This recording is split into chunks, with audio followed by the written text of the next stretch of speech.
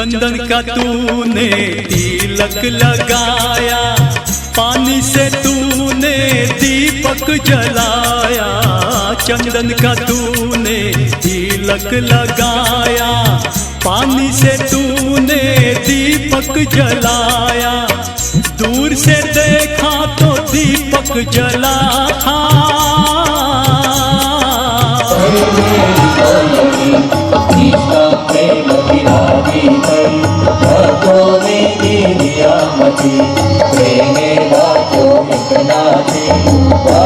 गीता गणेश्वरी राखी करिएगा, साई चरण मातरी ध्यान प्रातः भोरे सायंकाल करो पावनी भागेगा। साई नमना पूजन का करो एकला के संसार, तो हर चरण मराठे नाम। जय जय जय गुरु साई नाम, जय जय जय गुरु साई नाम, जय जय जय गुरु साई नाम। श्री साई साई वेद साई, श्री साई साई जगपोषक विष्णु साई, श्री साई साई भोगवंतक शिव साई, श्री साई साई शरणागत दत्त साई। साई साई भजो प्रेमे साई सर्वमंगलार्थे, साई साई भजो नित्ये साई सर्वधार्थे। साई साई नमो चरणे साई करुणानिधाने, साई साई रहो चित्ते साई अंतर सहायते। श्री गुरु चरण सरोज निज मन मुकुर सुधारि, मरण रघुवर विमल जसु जो दायक फल चारि। बुद्धि न तनु जानिके सुमिरो,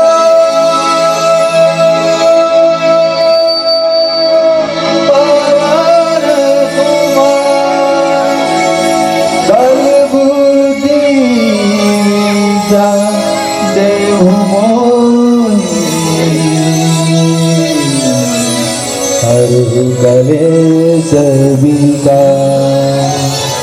जय हनुमान ज्ञान सुग्रीव कीन्हा, राम मिलाए राजपद दीन्हा। ब्रह्मांड नायक पूर्ण ब्रह्म राजा, महाराजा धीराज महासमर्थ श्री सच्चिदानंद सद्गुरु साईनाथ महाराज की जय।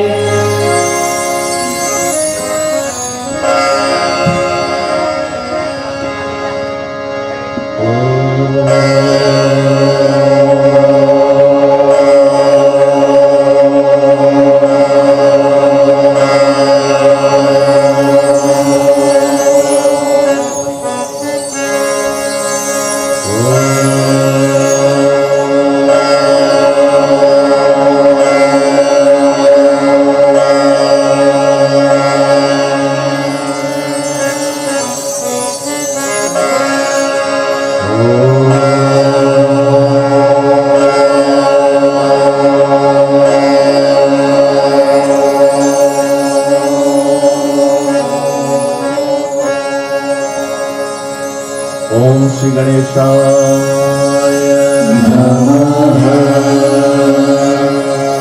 ओम श्री सरस्वत्यै नमः। ओम श्री सच्चिदानंद सद्गुरु साईनाथाय नमः।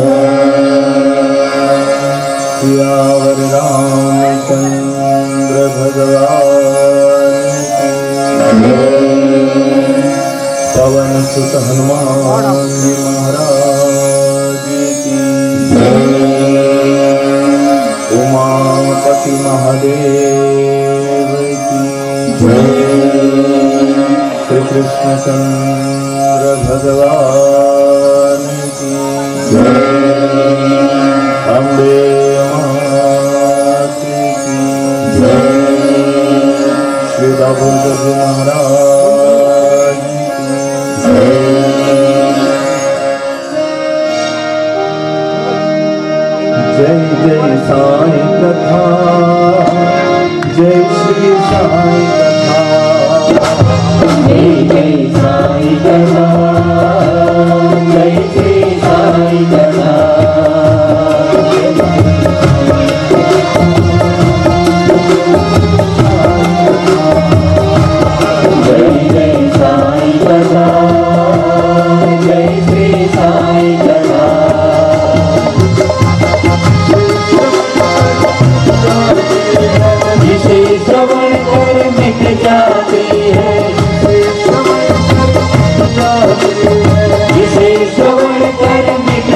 गाती है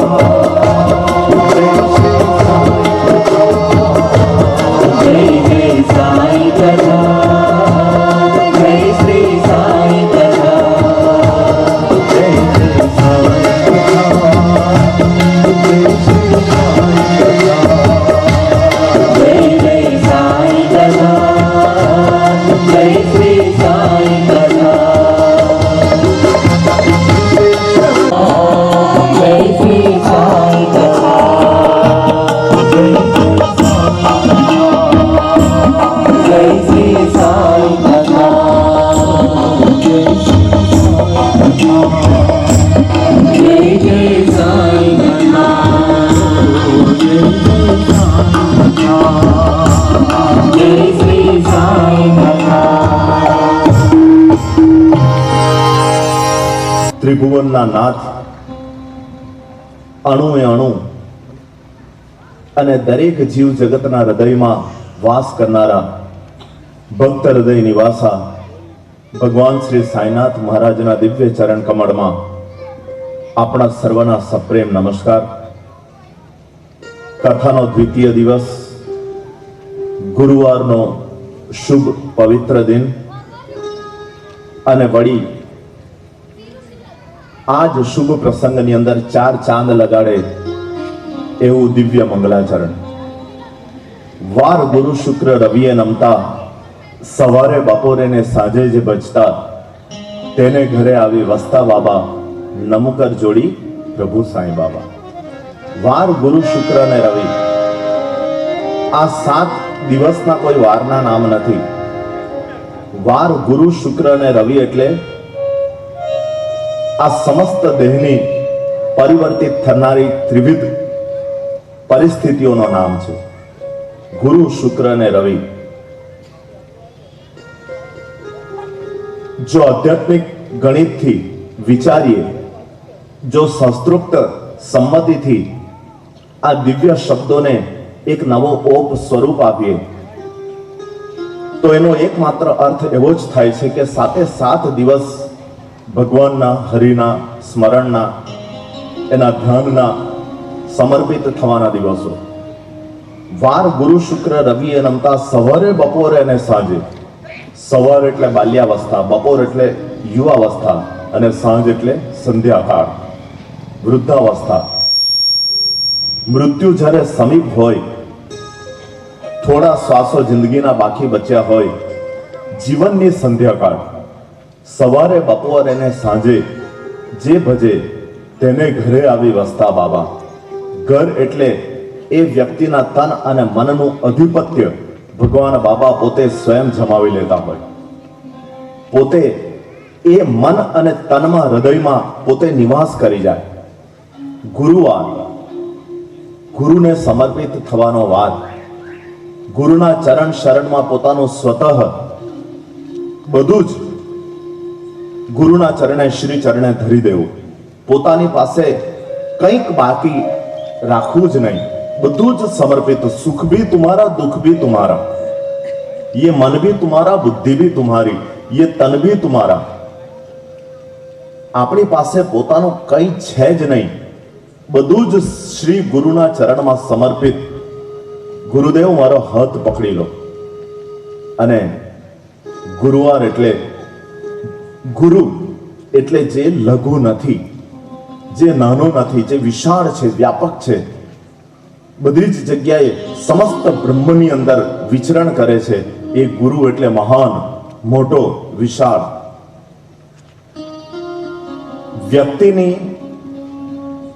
વ્યક્તિના જનમાનસમાં પ્રવર્તતી લઘુતાને જે પોતાની દૈવી કૃપાથી દૂર કરે.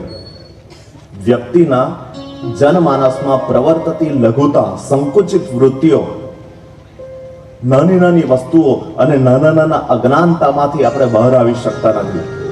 વ્યક્તિના માનસમાં, જનમાનસમાં પ્રવર્તતી લઘુતાને દૂર કરે, એને ગુરુતામાં પરિવર્તિત કરે, એ મહાગુરુ, એ સમર્થ ગુરુ. અને આજે ભગવાનની દૈવી કૃપા આપણા ઉપર પણ વરસી રહી છે.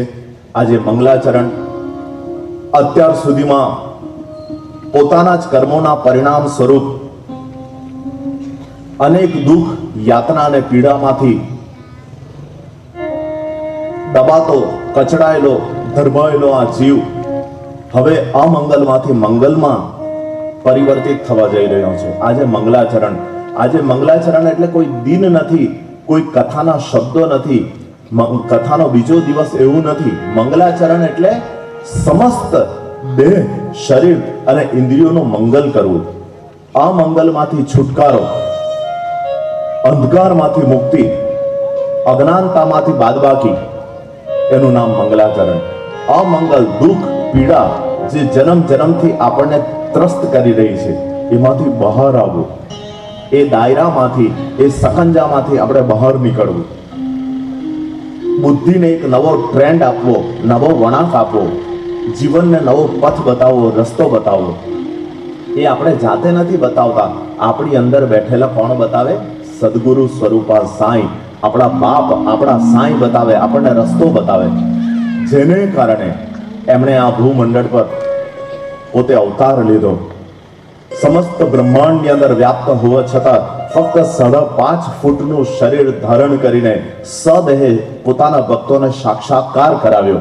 ગુરુનો જન્મ અને આવી દિવ્ય સાંઈ કથાનો શ્રવણ એટલે માનવ જન્મમાં જ સુલભ થાય. માનવ જન્મ લઈએ, આપણી ઇન્દ્રિયો સતેજ હોય, કાન સાંભળતા હોય, બુદ્ધિ વિચાર કરતી હોય, ત્યારે જ આવી કથાનું શ્રવણ આપણે કરી શકીએ. આ દુર્લભ જન્મ છે અને એ દુર્લભ જન્મ લઈને આ પુણ્ય સલીલા ભૂમિ, વેગામ પિંજરા ગામની પુણ્ય સલીલા ભૂમિ ઉપર આપણે બેઠા છીએ. આવે ત્યારે આપણને માનસિકતા, આપણા મનની અંદર એક એવું પિંજરું, એક એવો ભાવ, એક એવું દ્રશ્ય ખડું થઈ જાય કે એક પિંજરું છે, એ પિંજરાની અંદર કોઈ પક્ષી કેદ છે, કોઈ પશુ કેદ છે, અથવા તો એક પિંજરું એટલે જેલની અંદર પોતાના દુષ્કર્મોના પરિણામ સ્વરૂપ એક માનવ અંદર કેદ છે. પિંજરું એટલે સ્વતંત્રતા ગુમાવીને બંધનમાં પડેલો એક જીવ, ચાહે પછી પક્ષી હોય, પશુ હોય કે માનવ હોય. પિંજરાનો અર્થ આ જ થાય. પિંજરું એમ કહીએ એટલે આપણે મનની અંદર એમ જ આવી જાય કે કોઈક જીવને બંધનમાં બાંધી લેવાની એક વસ્તુ, એક સ્થાન એટલે પિંજરું. પરંતુ ખરેખર વાસ્તવમાં તો આ વ્યાસપીઠ ઉપરથી ભગવાન બાબા આપણને એમ બોલાવે છે કે આ પિંજરા ગામની અંદર આવેલી દૈવી કૃપા, બાબાની કૃપાથી જે સાંઈ કથા આવી છે, એ સાંઈ કથા અનેક જન્મથી બંધનમાં બંધાયેલા જીવોને મુક્ત કરવાનું આ દિવ્ય સ્થાન બની ગયું છે. એક પિંજરા એક વ્યક્તિ કો જીવ કો બાંધ દેતા, કેદ કરી નાખે. જ્યારે આ પિંજરા એવું છે કે જે પિંજરામાં સ્વતંત્રતાનો અનુભવ થાય, પંખ, પરવાસ, એક જીવને પરવાસ મળી જાય, પાંખો મળી જાય. આખું ગગન જાણે સ્વતંત્રતાનો માહોલ સર્જી દેતું હોય એ રીતે એક પક્ષી મુક્ત બનીને પોતાની પાંખો કોઈ પણ જાતના ડર, સંકોચ, દુવિધા વગર જ્યારે પાંખો ફફડાવતો હોય ત્યારે એમ લાગે કે આખું ગગન એનું ઘર છે. આ પિંજરું અલગ છે, મુક્ત કરવાનું પિંજરું. એ પિંજરા ગામ જે છે એ બંધનમાં લઈ જવા માટે નથી, બંધનમાં બાંધી દેવા માટે નથી, બાબાએ બનાવ્યું અને મુક્ત કરવા. જે સાંઈ કથાનું સર્જન કરીને દરેક જીવોને મનસા વાચા કર્મના મુક્ત બનાવે છે, એનું નામ છે પિંજરા. ખરેખર ધન્યવાદ છે આપ સર્વને આટલું પ્રેમથી વિશાળ સંખ્યામાં આ દૈવી સાંઈ કથાનું મંગલાચરણ આપ શ્રવણ કરી રહ્યા છો. તો આપણે ભગવાન બાબાને એટલી જ વિનંતી કરીએ કે હે બાબા, દરેક જન્મમાં તમે અમને તમારી સાથે રાખજો. અમારે ક્ષણ માત્ર પણ તમારાથી વિખૂટા પડવું નથી. તમારી વિરહની વેદના મારે સહન નથી કરવી પ્રભુ. તમારી વિરહના વેદનાના આંસુ મારા માટે મૃત્યુ સમાન છે. બાબા, જ્યારે જેટલો સમય પણ આ દેહ જન્મ ધારણ કરે ત્યારે મને તમારી સાથે જ રાખો. તમે જો વૃક્ષ બનાવો તો તમારી ફરતે વીંટળાઈ રહેલી વેલીનું સ્વરૂપ મને દેજો, જેથી હું તમને સદા સર્વદા આલિંગનબદ્ધ રાખું, તમને વીંટળાઈ રહું. હે બાબા, તમે પુષ્પ બનો તો એ પુષ્પની ઉપર મંડરાતા ભ્રમરનું સ્વરૂપ દેજો. કે તમારી અંદર રહેલું પારિજાત, એની અંદર રહેલું મધ, અમૃત, એનું અમૃત પાન મને કરવા મળે. હે બાબા, તમે જો મેરુ પર્વત બનો તો મને એમાંથી નીકળતા ધોધનું સ્વરૂપ દેજો, જે તમારામાંથી જ નીકળીને તમારા જ ચરણ પખાડો, તમારા જ ચરણને હું સ્વચ્છ નિર્મલ કરું અને એ જ ચરણો તક પાછું હું પીઉં. હે બાબા, તમે જો મહાસાગર બનો તો મને તમારી અંદર સમાઈ જતી સરિતાનું રૂપ દેજો બાબા, એટલી કૃપા કરજો. હે બાબા, આ જ પ્રકારે જન્મ જન્મ મને તમારી સાથે રાખજો. એક ક્ષણ પણ તમારો વિરહ આ જીવને વેઠવા દેતા નહીં, નહીં તો હું મરી જઈશ બાબા. તમારા નામ વિના, તમારી કથા વિના, તમારા સ્વરૂપ વિના, તમારા દર્શન વિના, તમારા ચરણના દર્શન વિના જીવ શૂન્ય છે. જે રીતે પ્રાણ વિનાનું ખોડિયું આ ધરતી પર પડ્યું હોય, જે કશા જ કામમાં ન લાગે, એ જ રીતે એવી અવસ્થા મારી ન થાય એની સદા કાળજી રાખજો બાબા. આ મંગલાચરણમાં અમારું પરમ મંગલ કરજો, જન્મ જન્મનું મંગલ કરજો. હે બાબા, હે સાઈનાથ મહારાજ, હે પરમ કૃપાળુ પરમાત્મા, હે ભક્ત વત્સલા, હે કરુણા નિધાન, હે દયાના સાગર, કયા કયા શબ્દોથી તમને નવાજું, કયા કયા શબ્દો બોલીને તમને પ્રસન્ન કરવાનો પ્રયત્ન કરું બાબા. કયા શબ્દોથી તું રીઝે અને તને હું રીઝાઉં. मेरे रोने से अगर तुझे आए हंसी, हे बाबा, अगर मेरे रोने से तुझे आए हंसी तो मैं रो रो कर तुझे हंसाया करूं बाबा, मैं रो रो कर तुझे हंसाया करूं. बस तू हंसता जा, चाहे मुझे रोना ही क्यों ना पड़े. बस बाबा, एवी दैवी कृपा जीव पर करो. आओ मंगलाचरण तरफ जता पहला दिलथी हृदयथी આપણે ભગવાન બાબાને સમર્પિત ભાવ પુષ્પ, શબ્દ પુષ્પ અર્પિત કરીએ. પોતાના તન અને મનના આ મંગલનો નાશ કરીએ. દિવ્ય મંગલાચરણ તરફ આગળ વધીએ તે પહેલા આપણે પ્રાર્થના કરી લઈએ. બાબાને હૃદયસ્થ ભાવથી કરજો, તાળીઓ પાડજો. આંખમાંથી અશ્રુની ધાર વહે તો ભલે વહેવા દેજો, શરીર રોમાંચિત થાય તો ભલે થવા દેજો. આ શરીર પણ એનું, મન પણ એનું, આ શરીરની એક એક ઉર્જા અને ઉર્મી પણ એની. આવો હૃદયથી પ્રાર્થના કરી લઈએ, ભાવથી, પ્રેમથી.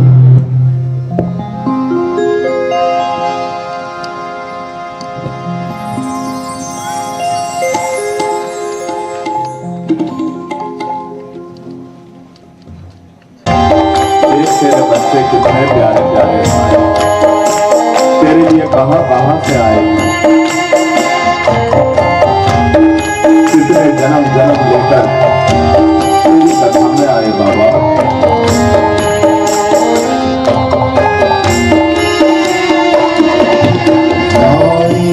शरण में तेरे आना है, जीवन के पापों को धोना है. शरण में तेरे आना है, जीवन के पापों को धोना है. श्रद्धा है तू उबारे मुझको, श्रद्धा है तू उबारे मुझको. उबारे मुझको, मन पुकारे तुझको, इसीलिए मन पुकारे तुझको. शरण में तेरे आना है, जीवन के पापों को धोना है.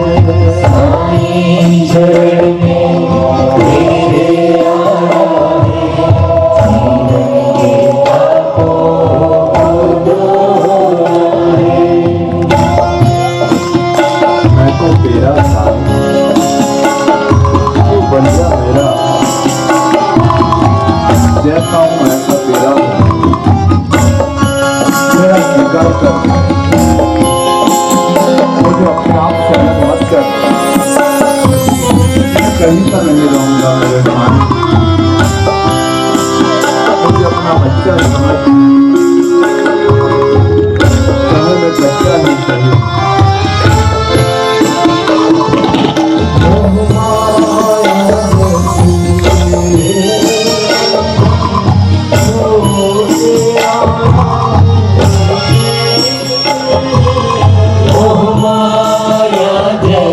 के ये बंधन छोड़ के आया हूँ करते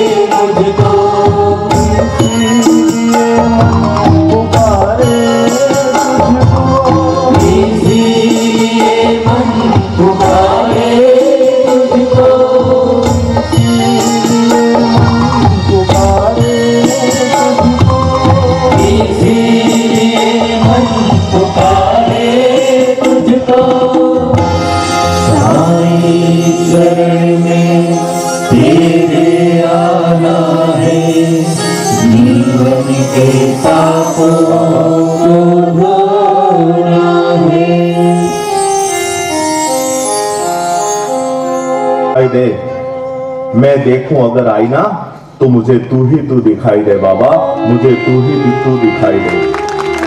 मुझे अपनी सूरत भी ना दिखाई दे, बस जहां देखूं अगर मैं आईना भी देखूं तो मुझे तेरी ही सूरत दिखाई दे बाबा।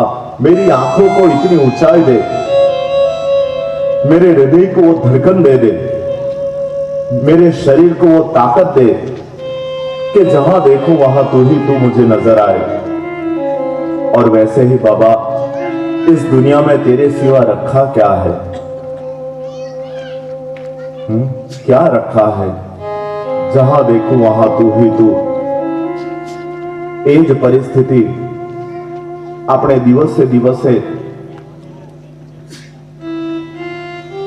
વધારવાની કોશિશ કરીએ, પ્રયત્ન કરીએ કે એની અંદર સતત ઉમેરો થતો જાય। આ પ્રેમ પ્રવાહમાં એક બુંદ પણ ઓછી ન થાય, એની અંદર સતત ભાવ, પ્રેમ અને શ્રદ્ધાનો પ્રવાહ બાબાના શ્રી ચરણ સુધી વધતો જ રહે, વધતો જ રહે, વધતો જ રહે।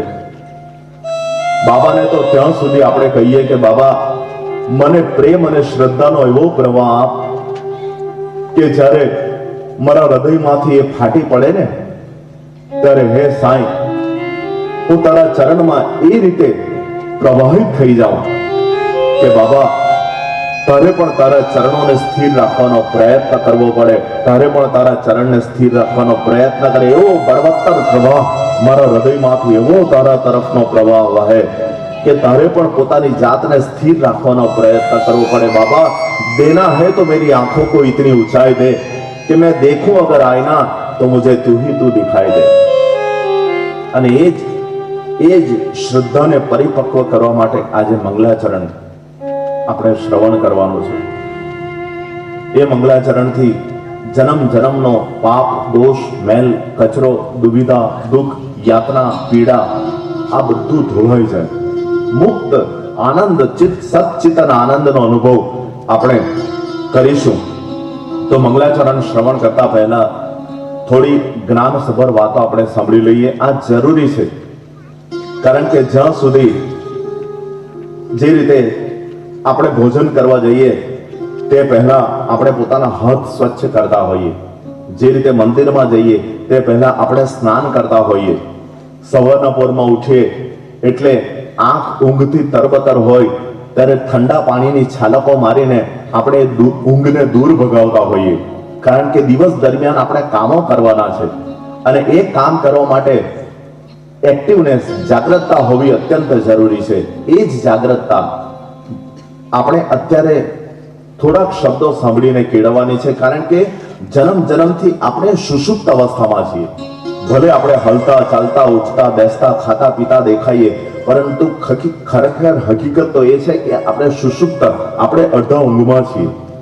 અજ્ઞાનતાની નિદ્રા આપણને ઘેરી વળી છે, એ નિદ્રામાંથી આપણે જાગૃત થવાનું છે। જાગીને જે રીતે આપણે આળસ ખાઈએ, શરીરને આળસ મળીને આપણે શરીરને એક્ટિવ કરીએ, તે જ રીતે આપણે બધી તંદ્રાવસ્થા નિદ્રાવસ્થા દૂર ફગાવીને એકદમ જાગૃત એકદમ તરોતાજા થઈ જઈએ। તો આપણા સમાજની 4 વર્ણ વ્યવસ્થા છે, 4 પુરુષાર્થ આપણા શાસ્ત્રોએ બતાવ્યા છે અને 5 મહાવિષયો। 4 વર્ણ વ્યવસ્થા જેમાં મુખ્યત્વે બ્રાહ્મણ, બીજું છે ક્ષત્રિય, ત્રીજું છે વૈશ્ય અને ચોથું છે શૂદ્ર। આ મુખ્ય એનું કેન્દ્ર બિંદુ છે। આપણા જ્ઞાન સભર જે મહાગ્રંથો પુસ્તકો, મોટા મોટા જ્ઞાન સભર જે પુસ્તકો છે, એ પુસ્તકોમાં જે જ્ઞાન આપવામાં આવ્યું છે તેનું કેન્દ્ર બિંદુ આ જ વસ્તુ પર આવીને અટકે છે, કારણ કે બ્રાહ્મણ, ક્ષત્રિય, વૈશ્ય અને શૂદ્ર 4 વર્ણ વ્યવસ્થા છે। એમને ભગવાને જુદા જુદા પ્રકારે અમુક કામો સોંપ્યા છે, અમુક જવાબદારીઓ સોંપી છે। અને મુખ્યત્વે આજે આધ્યાત્મિક જગતની અંદર આપણે એટલા પાછા પડીએ છીએ, કારણ કે આ જે 4 વર્ણોએ પોતપોતાને સોંપેલી જવાબદારીમાંથી હાથ પાછા ખેંચી લીધા છે। સમજો છો ને? પોતે પોતાની જવાબદારી સારી રીતે નિભાવતા નથી। એટલે પ્રથમ છે બ્રાહ્મણ। બ્રાહ્મણની જવાબદારી સમાજને સુનિશ્ચિત રૂપે અને સુવ્યવસ્થિત અને તંદુરસ્ત રાખવાનું કાર્ય સમાજના આ 4 વર્ણની છે। સુનિશ્ચિત રૂપે સુવ્યવસ્થિત અને તંદુરસ્ત સમાજની રચના ત્યારે જ થઈ શકશે જ્યારે એક વર્ણ પોતાને સોંપેલી જવાબદારી, પોતાને સોંપેલું કાર્ય વફાદારીપૂર્વક અને નિષ્ઠાપૂર્વક એ પોતે કામ કરતું હોય। આજે પરિસ્થિતિ બધી બદલાઈ ગઈ, ઊંધી થઈ ગઈ, એને કારણે આજે સમાજ ધીમે ધીમે અધઃપતનની ખીણ તરફ આગળ વધી રહ્યો છે। મોટા મકાનની દિવાલની નીચે જે નીંવ હોય, જે ફાઉન્ડેશન હોય, એ પાયાની ઈંટ જેને કહેવાય, એ પાયાની ઈંટ જો કાઢી લેવામાં આવે, પાયાની ઈંટને અંદરથી સરકાવી લેવામાં આવે તો આખું મકાન ધરાશાયી થઈ જશે, આખું મકાન નસ્તો નાબૂદ થઈ જશે, જમીન દોસ્ત થઈ જશે। અને સમાજના આ દિવ્ય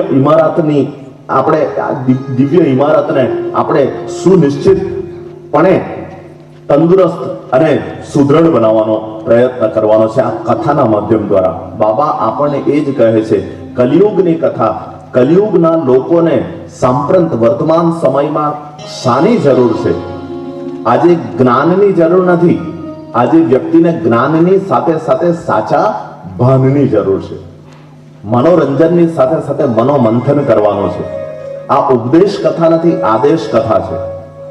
આ બોધ કથા નથી, શોધ કથા છે.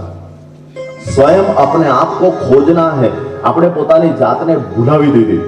આપણે આ દુનિયાના ભારે ભીડની વચ્ચે આપણે પોતાની જાતને ખોઈ મૂકી છે. આપણે પોતાની જાતને શોધવાની છે.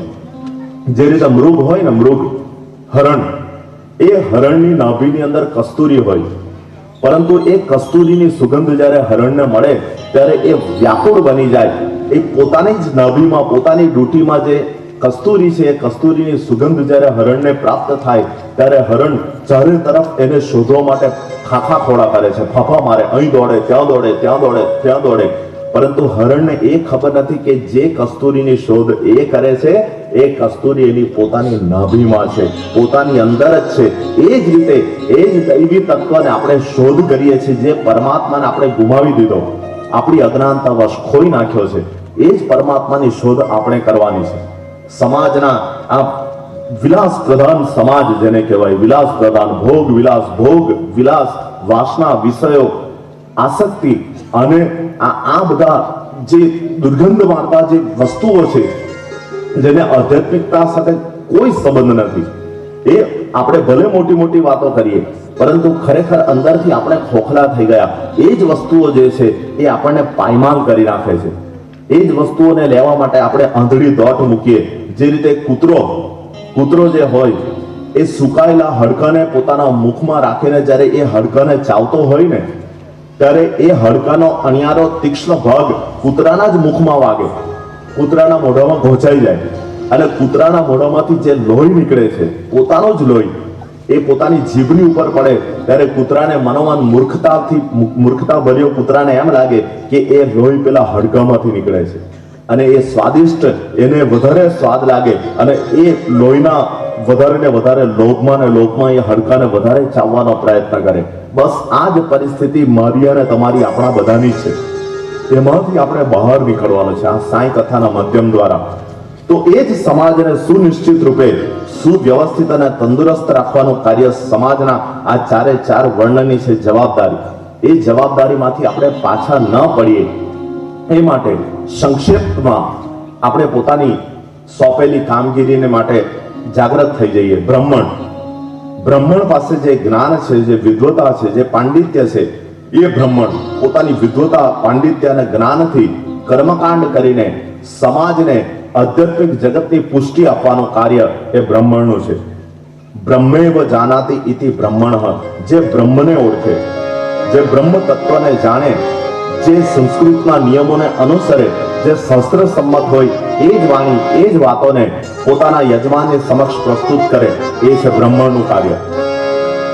જે સમાજના બીજા 3 વર્ણોની ખાલી જગ્યા છે, ક્ષત્રિય, વૈશ્ય અને શૂદ્ર, આ 3 વર્ણમાં અધ્યાત્મ જ્ઞાનની જરૂરિયાત વિશેષ છે. જે જ્ઞાનની પૂર્તિ બ્રાહ્મણ પોતાના અસ્તિત્વ દ્વારા, પોતાના જ્ઞાન દ્વારા, પોતાની બુદ્ધિ દ્વારા એની પૂર્તિ કરે, એ બ્રાહ્મણ છે. એટલે એને શિક્ષક માનવામાં આવ્યો છે.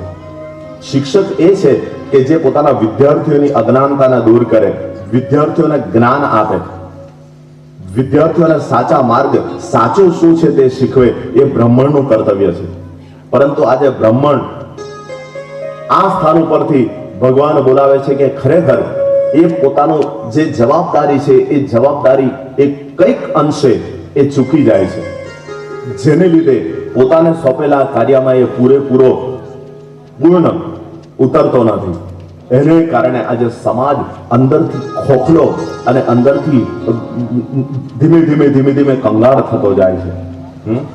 તો એ બ્રાહ્મણનું કર્તવ્ય છે સમાજને પુષ્ટ રાખે જ્ઞાનથી, સમાજનું બંધારણ રાખે જ્ઞાનથી, વિદ્વતાથી. કર્મકાંડ, સંસ્કૃતના શ્લોકો અને વિદ્વતાથી સમાજનું ગઠબંધન બંધાવી રાખે, એ બ્રાહ્મણ શિક્ષક. બીજું છે ક્ષત્રિય. ક્ષત્રિય એટલે રક્ષક, પોતાના બાહુબળ વડે સમાજની રક્ષા કરે, જે નિર્બળ, દુર્બળ અને જે નિસહાય વર્ગ છે એને પોતાની ક્ષત્રિયતા, શૌર્યતા, પરાક્રમથી એને સંગઠનમાં સુનિશ્ચિત રાખે, મજબૂત રાખે, એનું બંધારણ બાંધી રાખે. વૈશ્ય એટલે વેપારી વર્ગ. વેપારી વર્ગ એ ક્ષત્રિય જે છે એ રક્ષક છે. વૈશ્ય એટલે પોષક, એ વેપારી. પોતે જૂજ નફાથી સમાજને જીવન જરૂરિયાતની ચીજ વસ્તુઓનું દાન કરતો રહે. જુઓ, આ બધાને સોંપેલું કાર્ય છે આપણા શાસ્ત્રોએ. અને એક વખત સતયુગ એવો આવશે, હવે તો કલિયુગ બદલાઈને સાંયુગમાં પરિવર્તિત થશે ધીમે ધીમે. હવે કલી જે શબ્દ છે કલી નીકળી જશે અને યુગનો ઉલટો અક્ષર કરો, ગયું. જો નીકળ ગયા, જો ગયા, હવે આખું ધીમે ધીમે આખો તમે જોજો, આખો સમાજ હવે પરિવર્તિત થવા જઈ રહ્યો છે. બધી જ જગ્યાએ સાંઈ સાંઈ સાંઈ સાંઈ, ગાડી ઉપર સાંઈ, ઘરો પર સાંઈ, બધા ભક્તો ઘરની અંદર સાંઈ. જ્યાં જુઓ ત્યાં હવે ધીમે ધીમે કલિયુગ બદલાઈને સાંયુગમાં પરિવર્તિત થઈ જશે. અને મને આ સ્થાન ઉપરથી વિશ્વાસ છે કે એક ને એક દિવસે આ ચારે ચાર વર્ણ પોતાની જવાબદારી સારી રીતે નિભાવી શકશે, તો જ એ યુગ પરિવર્તિત થઈને રહેશે. जो सौंपा गया है उसे न्याय देना ये हमारा कर्तव्य बन जाता है. तो आज रीते ब्रह्म जे वैश्य છે વેપારી વર્ગ, અને એ છે પોષક, અને શુદ્ર એ છે સેવક, બીજાની સેવા કરે. ત્રણે ત્રણ વર્ણોની આ ચાર વર્ણ વ્યવસ્થા, ચાર પુરુષાર્થ, ધર્મ, અર્થ, કામ અને મોક્ષ. આ જરૂરી છે. એટલા માટે હું કહું છું, મંગલાચરણ પહેલા આપણે હાથ ધોઈએ, સ્નાન કરીએ, એ રીતે આજે આપણા મનને જ્ઞાન રૂપી જળથી આ મનના દોષોને ધોવાના છે. તો જ મંગલ કરવા માટે સુપાત્રતા કેળવવી પડે.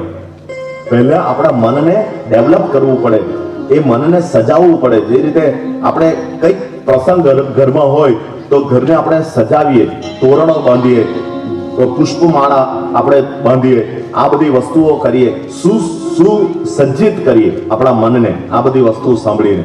તો આ જ વસ્તુ ધર્મ, પ્રથમ ધર્મથી શરૂઆત. ધર્મ એટલે કોઈ જાતિ, સંપ્રદાય, વાડા કે પંથની વાત નથી. જાતિ, સંપ્રદાય કે વાડાની વાત નથી. ધર્મ એટલે કોઈ હિન્દુ, મુસ્લિમ, ખ્રિસ્તી, ઈસાઈ, પારસી, બૌદ્ધ, આ બધું નહીં. ધર્મ એટલે એક જ ધર્મ, માનવ ધર્મ. પોતાની માણસાઈ આજે માણસ ચૂકી ગયો. માણસ બનીને જે કર્તવ્ય છે, માણસ આજે ધીમે ધીમે એવું પશુતાની તરફ આગળ વધી રહ્યો છે. ધીમે ધીમે માણસ મશીન બની ગયો. માણસની અંદરની માણસાઈ બધી બહાર નીકળી ગઈ. હૃદય શુષ્ક થઈ ગયું, જેની અંદર કોઈ પ્રત્યે કુણી લાગણી નથી, કોઈ પ્રત્યે માન સન્માનની ભાવના નથી, જેના હૃદયમાં બીજા પ્રત્યે દયા નથી, જે ફક્ત હૃદય ધડકે છે, પરંતુ એ હૃદયમાં કોઈ જાતની ઉષ્મા નથી, કોઈ જાતની ભક્તિનો સંચાર નથી. બસ એક હૃદય ડુપ્લિકેટ હૃદયની જેમ બસ લોહીની અંદર લોહીને આગળ ધપાવવું, જીવનને ચલાવવું, બસ એટલું જ હૃદયનું કામ રહી ગયું. બાકી આજે માણસાઈ ભૂલી ગયો. એટલે તો કોઈ કવિએ કહ્યું છે કે હું માનવ થાઉં તો ઘણું. આજે માનવ ધર્મ આપણે ચૂકી ગયા, અને ભગવાન બાબા આ બધું આપણી પરીક્ષા કરે. હું મારી પોતાની જ વાત કરું, હું ભલે આ વ્યાસપીઠ ઉપરથી મોટી વાતો કરતો હોઉં, પણ હું પોતે પણ ઘણી વાર ગોથા ખાઈ જાઉં.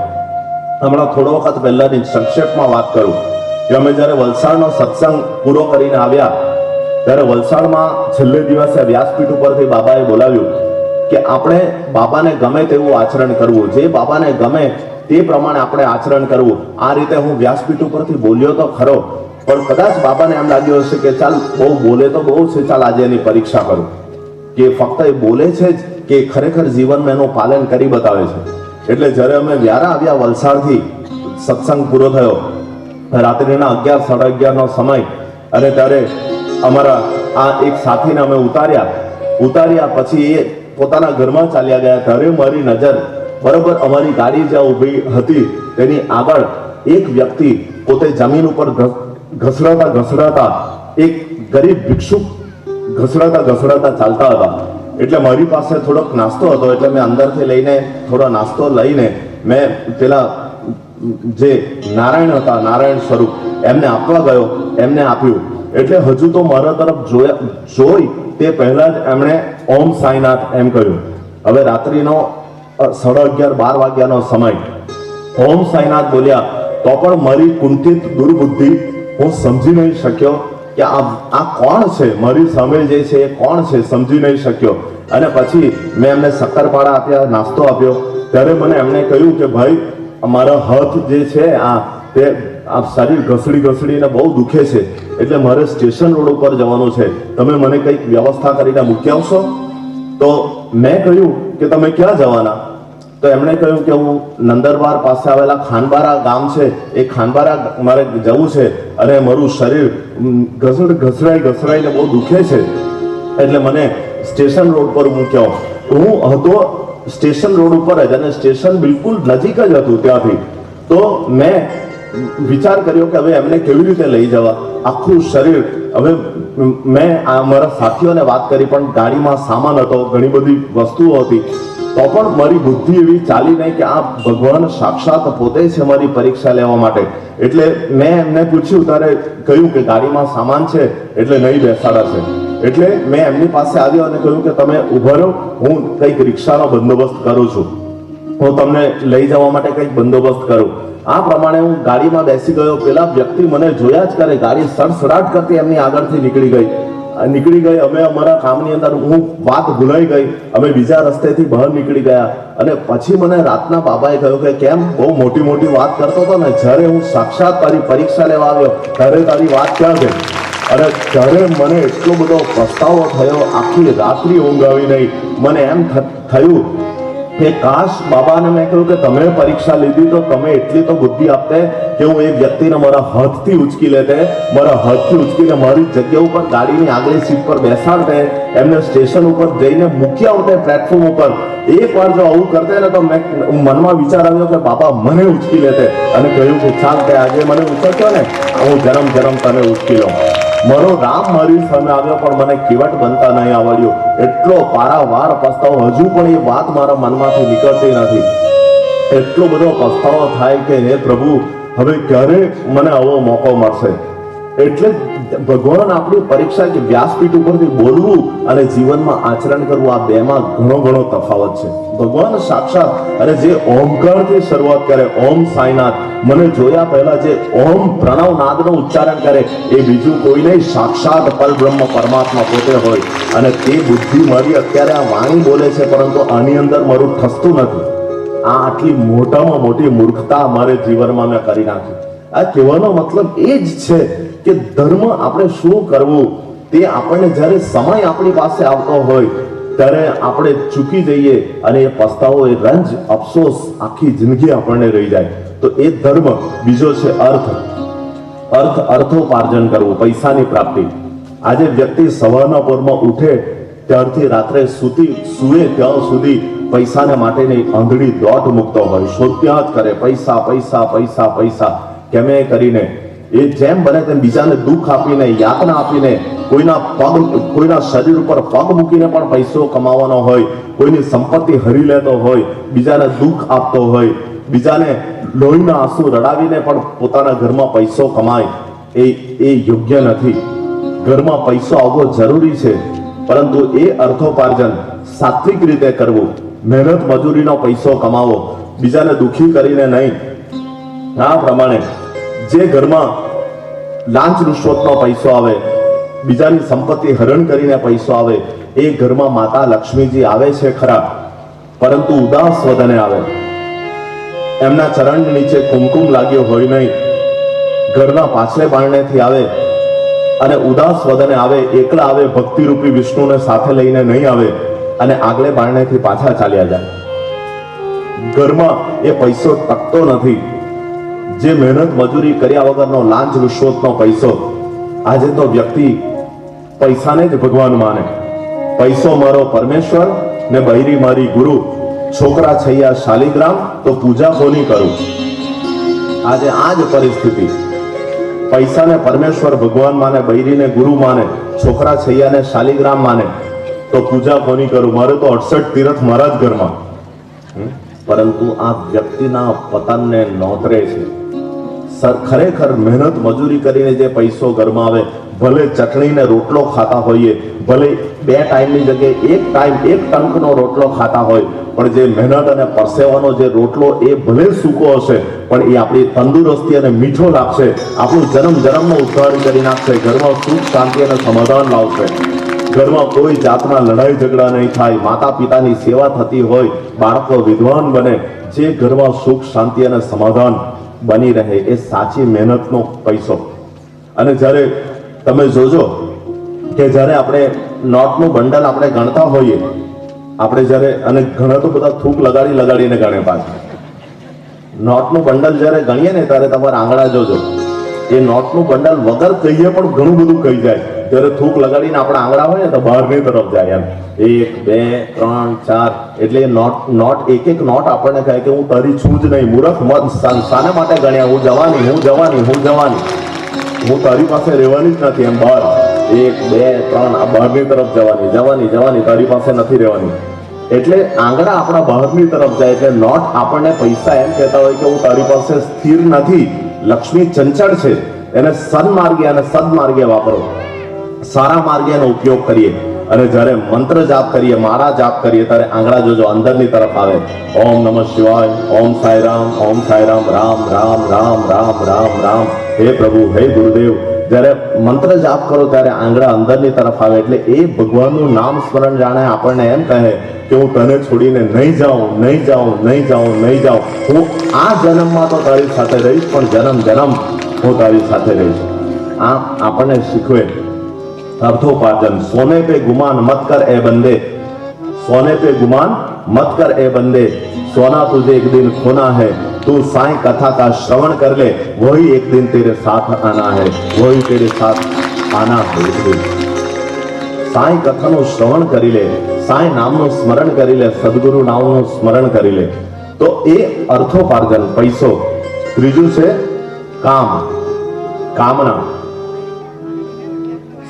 સમાજના બાહ્ય વિષયોની ઈચ્છા રાખવી, પ્રજોત્પત્તિ કરવી, જીવન વ્યવહારના કામો કરવા, એ છે કામ એટલે ઇન્દ્રિયોનો યથાયોગ્ય ઉપયોગ કરવો, ઉપભોગ નહીં, ભોગ યોગમાં પરિવર્તિત કરવું. ઇન્દ્રિયોનો બાબા એમ નથી કહેતા કે તમે સમાજને અને સંસારને દુનિયાને છોડીને તમે વનમાં ચાલ્યા જાઓ, તમે જંગલમાં જઈને તપ કરો, પત્ની પુત્ર પરિવારને તમે ત્યાગી દો. બાબા એવું કહેતા જ નથી. જે સત્ય જ્ઞાન બોધ છે એ જ બાબા એનું દર્શન કરાવે છે. બાબા આપણને અંધારામાં ભટકાવતા નથી. બાબા એમ કહે તમે સંસારમાં રહો, સંસાર વ્યવહારના કામો કરો, કામ બધું જ ભોગવો, પરંતુ એનો ઉપયોગ કરો. ઇન્દ્રિયોને યથાયોગ્ય એનો ઉપયોગ ભોગ યોગમાં પરિવર્તિત થઈ જાય તો જ પ્રભુ પ્રાપ્તિ થાય. થોડુંક મનમાં સદાચાર, સંયમ, શીલ, આ બધી વસ્તુ જીવનમાં અત્યંત જરૂરી છે. એનો ત્યાગ કરવાનો ભગવાન નથી કહેતા. તો